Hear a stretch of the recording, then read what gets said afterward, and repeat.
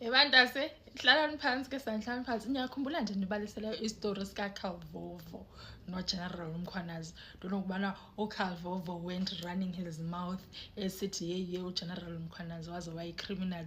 uGeneral Mkhwanazi ukho amapolisa wathuma eKZN bamahamba yobulala abantu.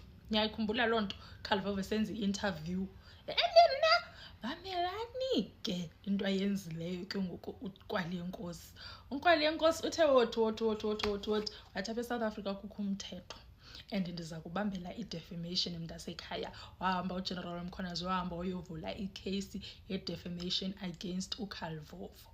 Yava because kaloku uCalvovo ngulo uthe inyoka izihlelele yena wathatha ikhuni wamane sithi wamane ebona uba kushubile uCalvovo. uCalvovo akana timing because uyayibona naye uba kushubile.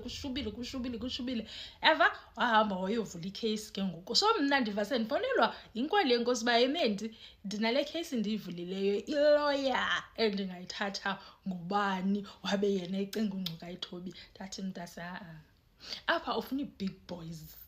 Ufuna i-big boys. uNgcuka iThobi yes ugood yes unaye la lawyer seForte uNgcuka iThobi but ngoku ufuna ilawyer seForte edibene nehistory phakathi. Yabo ufuna into ezinjalo wabe sithi uGeneral Mkhwanazi ndithathe bani ke Mendi. Ndathi thatha la tata uSineka.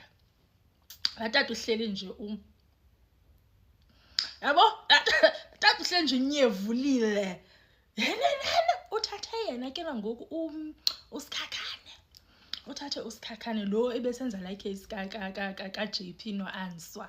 Ke uthathe yena ngoku sizayilandela ke nale abantasi uzoba khu module entsha ezafuneka silandele icase ye defamation ka Calvovo noNkwalenkosi. And efuneka ndiyothatha ikhadi lami. Kanye ndiliyeke hayi wethu mandiliyeke kuthi kuphelele lento yale commission akamane swipe.